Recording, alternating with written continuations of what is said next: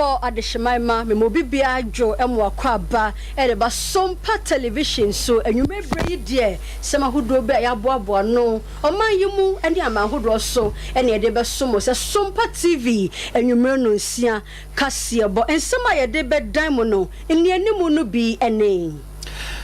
mpanimfo bi atena se na wono makasa se minister for no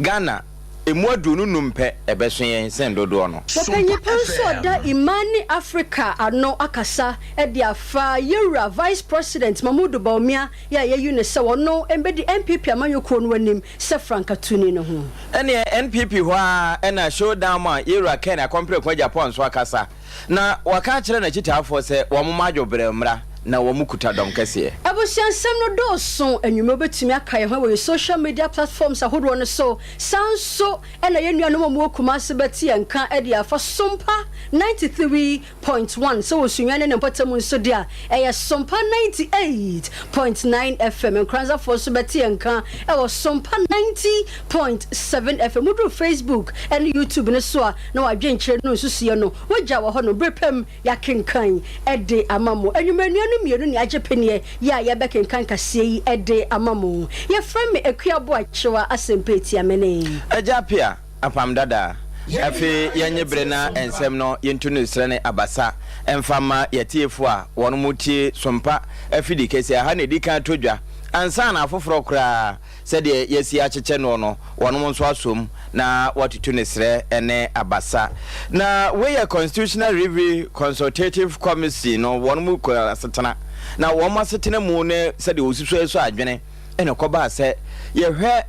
mansi ahodo manta ahodo asoafo ededa no ene asoafo yi a ewo mrase badwafie no mo ne ho de bi mrase badwafo no o kan bomu na e kama se ya ye dodo kura e de asenman bi a se bio wono nso kura timi abo won ho so a ene wo mo hu won siremu na enum no ena nhyemude na ase pani a otua wo mo no se titeneni wo ba pa e de tudwa maame beri kasa wakasa na ne nkasa mu wo se nipa makoma adununum etime edi asoafo dibre no emeye yi agana ye ho be henhan ye ti ba bi ti se regional minister nom ne ade DC wo ho efa apapa mamoni nkronkuma empuntu a eno so minister wo ho enti efa hene regional minister bio wo mo no de kura wo ho adwuma bi enu a wo no mo ye na ne nkiremu no giwa utie bi hwe bi. So we cap the ministers. Our recommendation is to cap ministers at 25. Not more than 25. Ghana doesn't need more than 25 ministers to run. No deputy and constituencies too should be capped. Now we have already have two. Yes. Capped 20. We don't. Eneno mame Clara Kasa Berry one only not here no constitutional consultative review committee no one chairperson ye free when ye nto so e won semfu from panyi pa ya wode ko be atuni din se Imani Africa yera Franklin Kujo e de kokobo kese pa akwama NPP amayoko ni panyi for say so mo ton wo mo ho e de atwan 2024 abato kese da yanim na e mo mu nyina so enka se nipo mayi no sa flag bearer no ofri etifido mantamu ti anya dan a o manfo no ebeto ama wo mo wo kiremu am enkebe ya o mo hwe o manfo no ahia de se o manfo hia kwan o manfo hia ensu papa no mo o manfo hia sikapudo de agu mo botoma no e na wo se NPP fo egina so ye enye se Bawumia efreti fido mantamu tenye dan a o manfo ebeto ama wo Yera Franklin Kujo e de ka ho biemu se NPP fo na toto mo ne o mayi ada chimbi no chesisi hopa enso no mu didi fom. Are we suggesting that as Nanado being an Achim has made Achim much more nicer, brighter than every country we are trying to solve? Are we suggesting that when John Mahama was president, he made his where he comes from, for the whole of Northern region, much brighter, better than we have it today? And are we suggesting that when Bawumia was vice president, he took so many projects to the north? His IPEP project was awash with so many toilets and so many important infrastructure in the north than any part of the country? Is that the type of narrative we want to present? That assuming the president becomes, Bawumia becomes president, then the Northerners will be so happy that apart from identifying as a Northerner, then they are Yera Franklin Kujo eye penyipa wada Imani Africa kuno ano. Ye free Imani for who ye da so a amanyo semoni ewo na mede o konkran.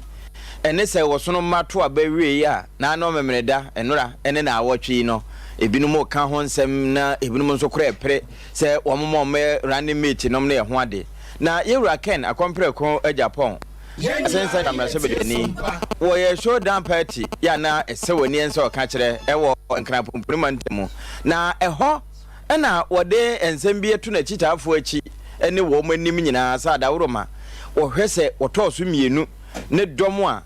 empo wo monto aba ne bise de no wo musi boje ne so edi adanse se ba so na manyoko nu ma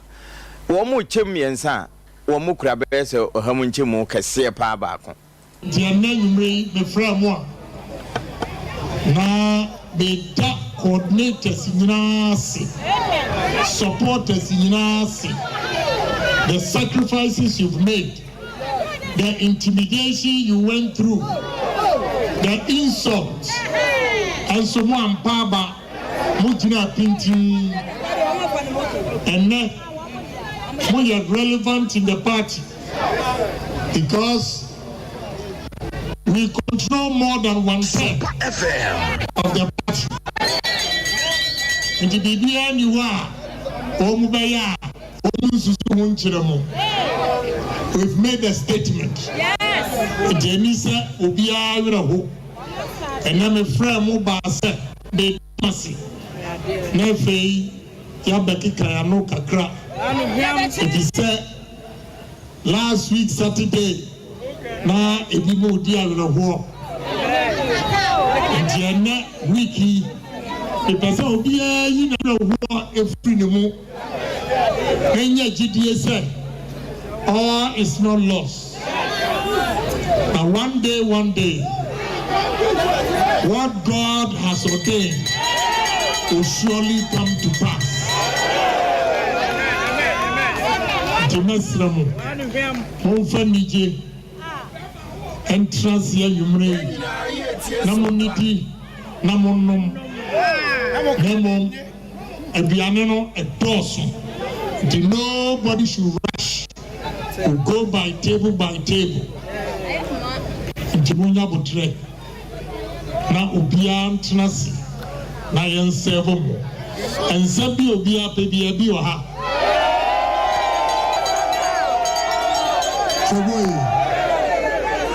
oh and we lose you or to big party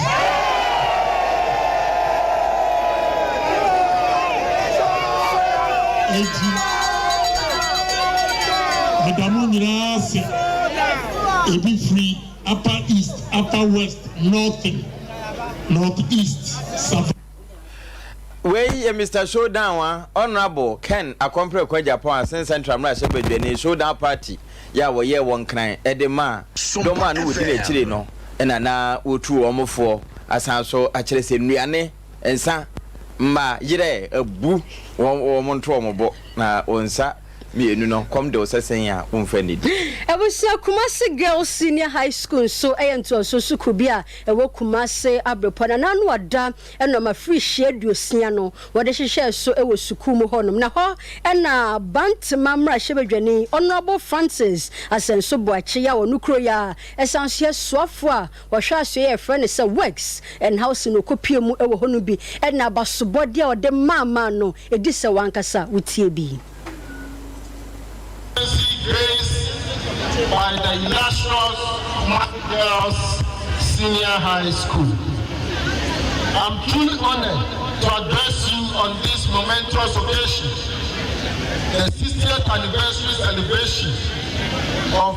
Girls Senior School, marked by the theme 60 years of education, of educating the girl child, our story, our achievement, our future. 60 years.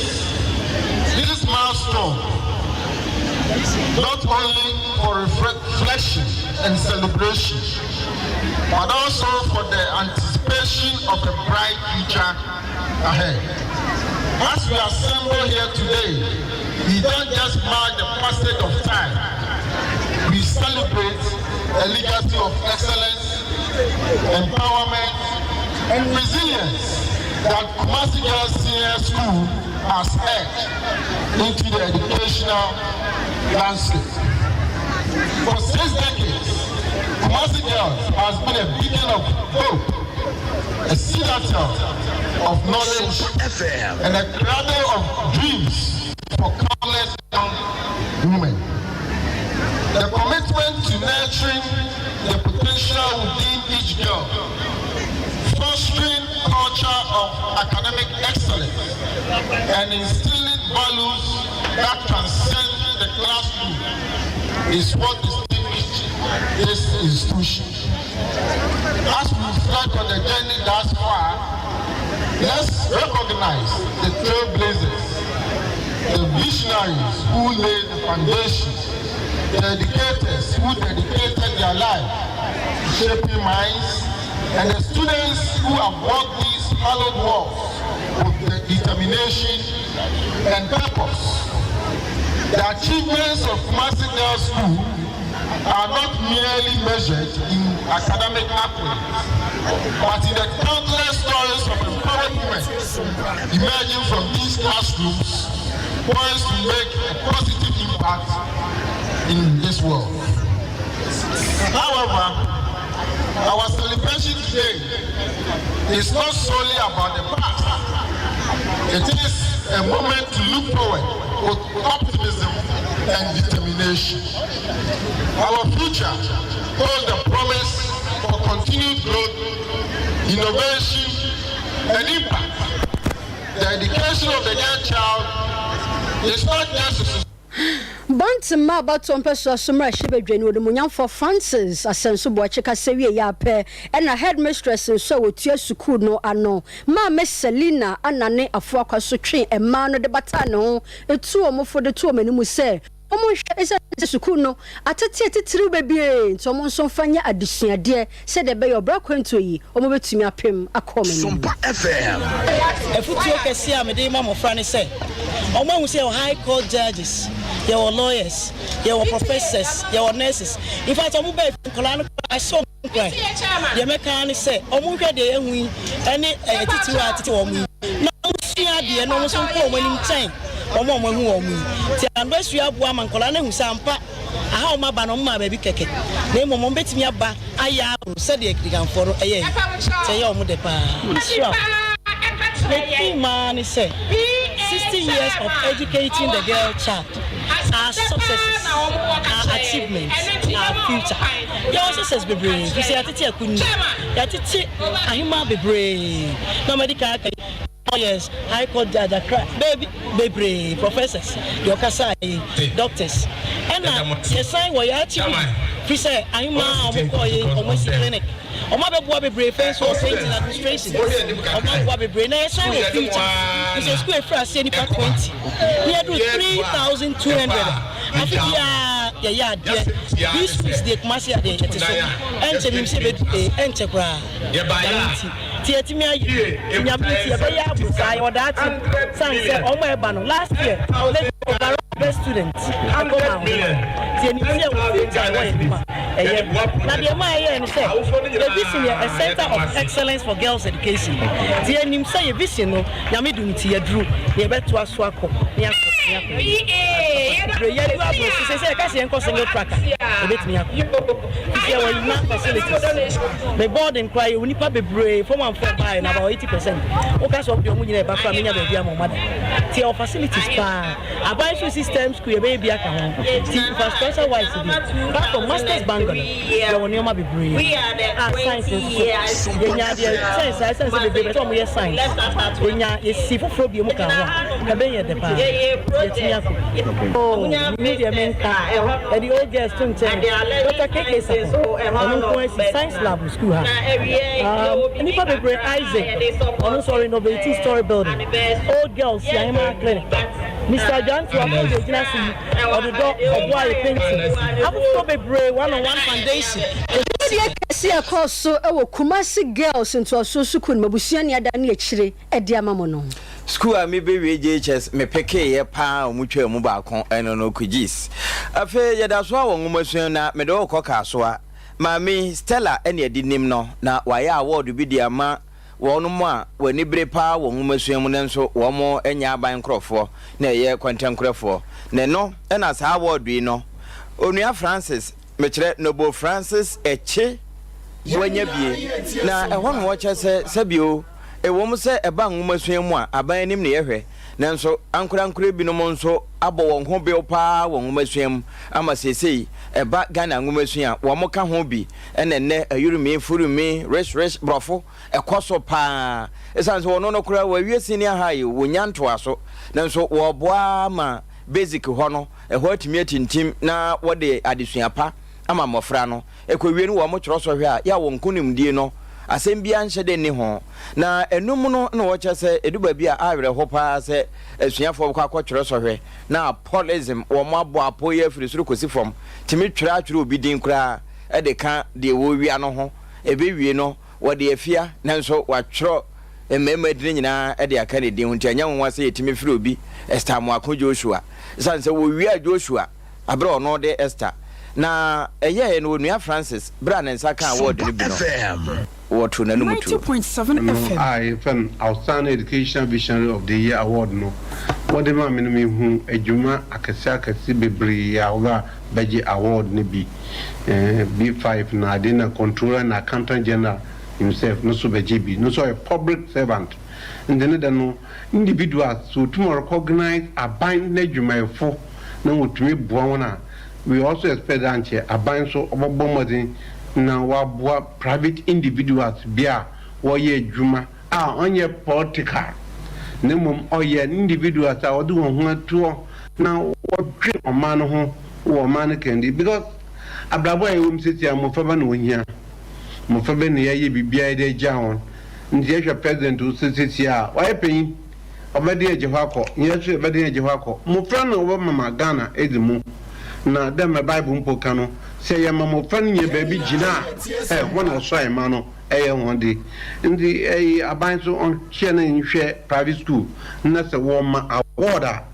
won fe bi mbra nkofa we yi ho ho so de what one resources wo sika wo bibia what the iye man schools ezimu na se me ye dem award ya and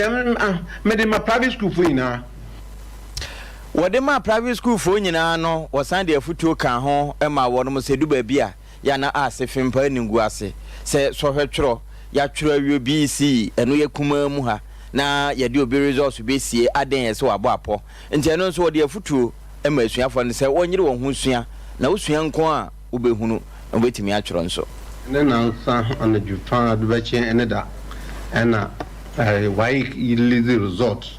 BEC basic education certificate examination result am butum da ko senior high school young executive ya present nipa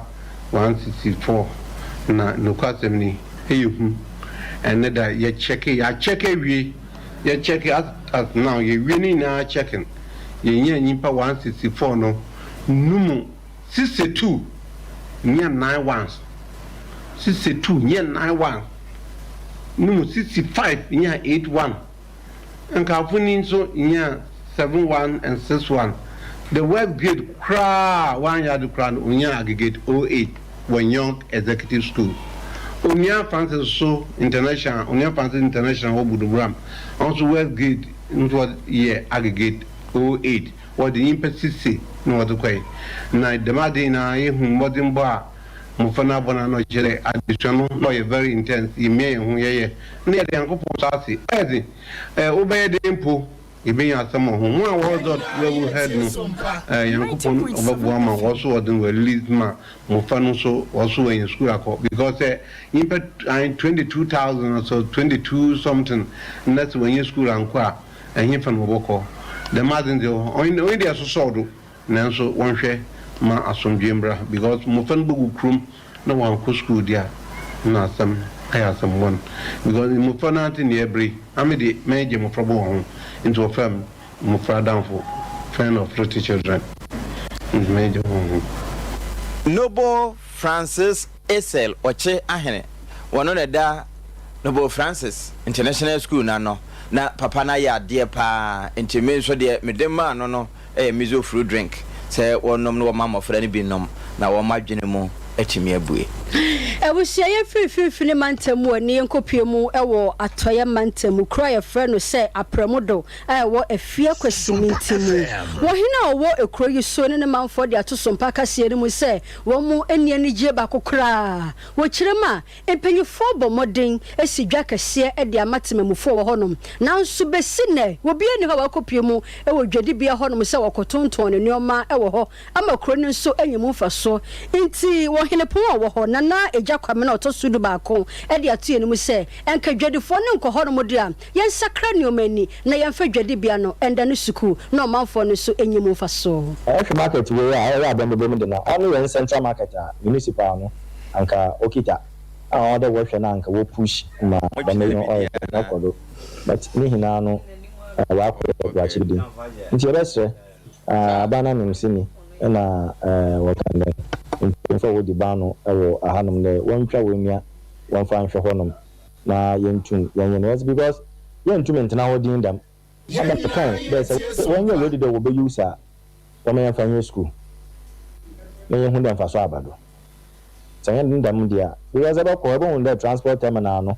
ewo ina aye din dam a you need to say white elephant market nensam nende o ya da bia meka na na koye bibio sabe se empanyfo yanga kaya agina mboma na chede no ba ya no ba den obeye ehwe Jubilee Park nyane purpose in sabe se even at all covid be mpo na wode ye de madena there was space wo wakan den abembebo man ka wode wo move hono wode ko onso na yi na onso na yi yenni wakan den ye dem kofi wondo ma na dem kofi wondo or you trade no world trade dem oba ye be boost economic wakan and activities ewo yan mantoma na so ye bi yenye bida onye peye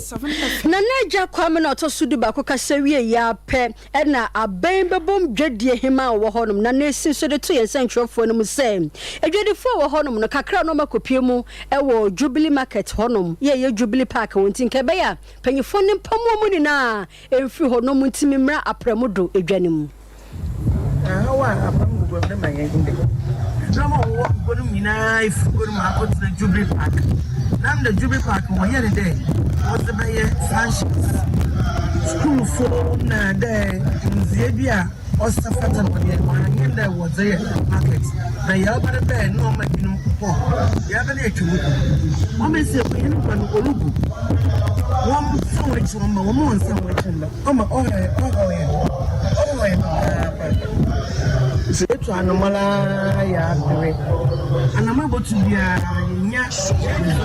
tia ama ya kasa ya kasa on kasa ya kasa so de mahende ye wo go kasa na wa abembo bom oya apamu ye wo akon bebe kasa ozezi bana banyina wotu obeyi mu nezi bana wo banyina wa ko Jubilee Park nti ye wo abembo bom ye wo kwenu wo papa drum nyina botu amesho na wa botu nanti fama dam nambla kono Jubilee Park patanu ranu ya we ko Jubilee Park a wo kwenu zumo ama mekase wo fam na nesi abembo bom anyema Womu se adwade bia no so mo ye bia ye bia hyan ho do be begina afa nipa amadwadie no so tumi akoso toten esane se dwadie ni ntimi nkoso wa premedo ho nti adrawafo no so nye nipa na nkoma fo mama mo so nya kakra gom botom ne senti ye ne adrawafo ni bi nso ekasa o mo nsem kakra mo de maye no ebi ni ye no aye station aban ebi di tax di station o ye ne se takwade aye congested honest stations yemra na ebunu ninge nusu no say oh adwempa Sompa ze krono takwade krono nkoni takwade ti say yekọ agwa nti say station aba ha ofirin no ofinyin o ba ha ye last stop nti say yebegu ye de aye revenue de aye revenue no mo de ko challenge ntina se wu a kasi a fiti an machi a be through ko ga ni kasi kan siasa ze station egu uko market wa obi anto wa de ho e mani na egu Jubi Park. It is say Abano entumi ansori ah okotawa e ho nyina e conjust say ka enye baby grand park ade ne yema ah western really one of the mad okotakwa bo ya yan western of west okwa ufi bogos ni ade ba kan was stop o Tezi yeduma troto yeduma nti we passing no si form a wo for tezi wo kwa akra no aba station nti obi a o kwa tezi obi okra troto o tumi de bia obi asuda ye oye obi oton ade ye nyina ntumi mbobo ano wo reta kwa de ahwe edoma eguo lolo kwa payment kro ni ya ise nyoma ende ye fe aja ha say no wuni obi a okasa wo kasa ye say we opposition wo kasa ye we opposition but no so entisa eye nyina ya de ye ka je apate uko kupipaka e manegu ni na ba apata omo no mo ye container wo omo lokoloku nu upa ne ya yanka se ye mra abebubu ye tu omo abebubu bo hu do mo abebubu ya se ya je every month bi na every year bi omo tua ho e ka na apata ni su obi pekuro nya wo ya so ya wo ye se ya omo a so na mo so story nipa baako nipa any the whole week that the aka so e obi dia ye ho say nto be yi nyoma no ha no de kota no akoto ahwa ba ye so mu bi ne krakra mu ene atwi ben panyipa wo ye kasamafo edema afia kwasiminti municipal assembly no Alhaji Abdul Isa eno no ne wawa kro no ani edetu ye no mu se amamre ni amane bi wo ho na wo somo ye e wodwadi bia honom no na nananom so akotena se akomutebom tie nche obo be ye sa amamre no na afeme bi edwa no ede amedwadifo no onubi be Sompa kakra what's kusum amembre bi wo a ode yeye na ogozifo no won panyimfo market prince no na nana pamfo na wona wo run transport wo no wa ka abom de obotu anamo ofan kusum bi a ode yeye na etmade wo de smith no kwa aba na me yeso kakra yankuti yentum yedan nsawa no jide awon so wodi go ho na nano nkofo we na wa bataboa ma akaja osefata no yensa ka na ti ode da osefata ode yegiye no wo wo friend ben ibomu ho no yaye ama sintobia wo no wojimu na igwa no wotumu apa wa pejanu mu nti apramedo gwa no se bisama da men hihye no na yeguda yenyempo yeguda yeyeyewie na mo biara osefata na yedewie ma gwa no so wetimu na chese we akoya reho sempapa pade akoso ewo apramedo ene abembebom ena yede ho amanebo abesomo no Fempi mienu ni aduonu mienu no de Ghana ha nyina ye kan akuafo a odi ne hene na nasrebo na nasha se etu anamombi e wasantemantemu a wonam senior high school sunum ne esuafo edi nkomo hye wo mo den se wo mo akuayo ehia wo mo pa esanse enwoma na wo mo twero so ne nyina ifirafuom na eba esanse nnua ene ye de yo na ewie no wo che se ye de no nso kan abrabo ho a ebeboa pa ama ye hu ye nim e wo asetena mu Bia nyankofɛ sɛ yɛkua adwuma yi yɛmu yɛnti kora na mekɔpɛ abɔdin ne sɛ na mepɛ sɛ nnipa bebree hu sɛ kora adwuma no wɔyɛ aberanteɛ na de ho hye ma aboa na mfasoɔ wɔ so ɔno ɛtitiw paa nti na maa me mekɔka saa akansie no sɛdeɛ mɛnya abɔdin na mɛnya bɔni bɛka no enabling environment mɛnya gyina soɔ bi na mɛtumi ne nnipa dodoɔ akasa nti abɔdin ne baeɛ no yɛ sɛ medendwea Komatia na ɔsɛ mehwɛ ɛkwan kwa mɛma mmabu ehu ɛkwan a ana nipa a ɛwɔ kuadwuma yi mu sɛ wohwɛ kuadwuma yi yɛ papa no mpanifo nko na yɛkua ɛwɔ Ghana na say Ghana no na nya so no anything enti me beja abodina anam di initiative bi eba e friend rethink agriculture na rethink no ye ni say e wo say emabu no eni obia san everything san dwindwi agriculture ho no mu me ho eye an example now we emphasize about agriculture it's rethink no me launch here no you be careful enti rethink no ye say yen san nwene ho biu se kuaye no enye asotwen ana punishment se de yehu no enti se wo school mu yetwa hane ma asedo a ye san kaka wadwene se yire ho fa kan abrabo ho na se tie bi ebeye na ewie no owura ire joy se jare ena ka wonu ma eto nsafre wo mu no mbekasa kire esuafo no ho na wono nso e de afuto no bi koma awofo se won hye wo mo maden se de be na wo mo de kua nso ebe kan de wo mo sua nyina ho na wo mo adwane adwuma fufuo ahwehwe de wo kua mu resources a womu hia bia no ye de boama womu nya ntiase bi ya time no ye nya no wo nya no o kane no na ti se school say obi ani wo ba ho no abekasa bebre sa go school mo ape you grades no wo ya dia na chese wo to aso for university ni ade ene ba bebre asesa nti I said nya ye hu ye kyerɛkyerɛ wo no mo so atumi aye something even bigger and better for us afei so okay, we are here. A lot of young people are doing wonderful things. I don't see many Africans. Could there be on environment just where do you